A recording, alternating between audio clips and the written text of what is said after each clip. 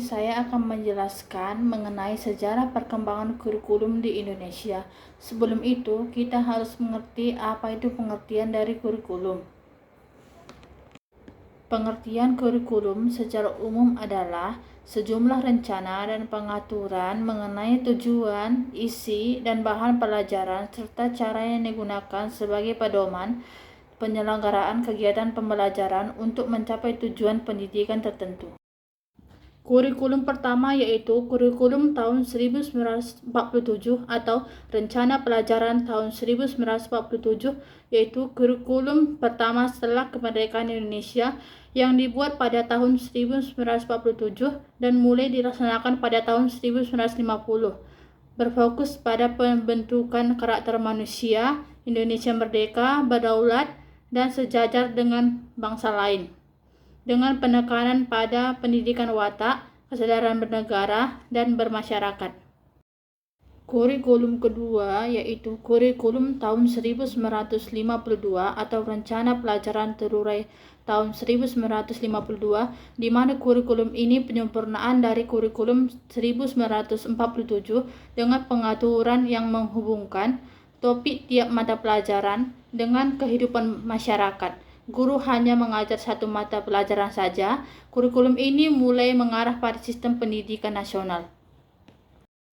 Kurikulum ketiga adalah kurikulum tahun 1964 atau Rencana Pendidikan tahun 1964, yaitu menekankan perkembangan moral, kecerdasan, emosional, keterampilan, dan jasmani secara aktif, kreatif, dan produktif. Pendidikan akademik mulai diformalkan sejak SD. Kurikulum keempat yaitu kurikulum tahun 1968 yang bertujuan membentuk manusia Pancasila yang kuat jasmani dan rohani, meningkatkan kecerdasan, keterampilan, moral, dan keyakinan beragama. Kurikulum kelima yaitu kurikulum tahun 1975, yaitu kurikulum pendidikan di Indonesia yang dimulai diterapkan pada tahun 1976. Kurikulum ini menekankan pada efisiensi dan efektivitas pendidikan dengan pendekatan sistem instruksional dan pendekatan berbasis tujuan. Dalam kurikulum ini muncul 3 penjurusan di SMA yaitu IPA, IPS, dan Bahasa. Kurikulum ke-6 yaitu kurikulum tahun 1984, yaitu penyempurnaan dari kurikulum tahun 1975 yang memperkenalkan pendekatan keterampilan. Model pembelajaran cara belajar siswa aktif diperkenalkan untuk mendorong siswa aktif dalam proses belajar. Kurikulum ke-7 yaitu kurikulum tahun 1994 yang berfokus pada pengembangan kompetensi dasar dan peningkatan mutu pendidikan melalui pendekatan sistematik dan terpadu.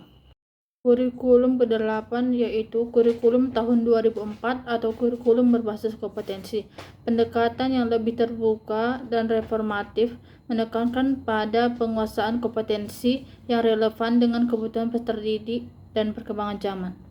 Kurikulum ke-9 yaitu kurikulum tahun 2006 atau kurikulum tingkat satuan pendidikan.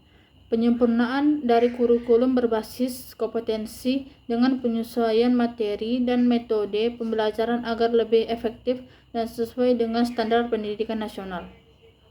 Kurikulum ke-10 yaitu kurikulum tahun 2013 atau K13.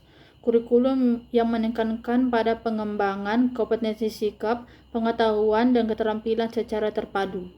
Kurikulum ini juga mengintegrasikan pendidikan karakter dan pendekatan saintifik dalam pembelajaran. Kurikulum ke-11 yaitu kurikulum merdeka atau sejak tahun 2022 sampai sekarang. Kurikulum terbaru yang memberikan fleksibilitas lebih besar kepada sekolah dan guru dalam menentukan materi dan metode pembelajaran sesuai kebutuhan peserta didik dan konteks lokal. Kurikulum ini bertujuan menciptakan pendidikan yang lebih adaptif dan inovatif. Kesimpulan, Indonesia telah mengalami transformasi kurikulum sebanyak 11 kali sejak kemerdekaan. Dengan fokus awal pada pembentukan karakter dan nasionalisme, kemudian beralih ke pengembangan kompetensi dan pembelajaran aktif. Hingga saat ini menuju kurikulum yang fleksibel dan adaptif sesuai kebutuhan zaman.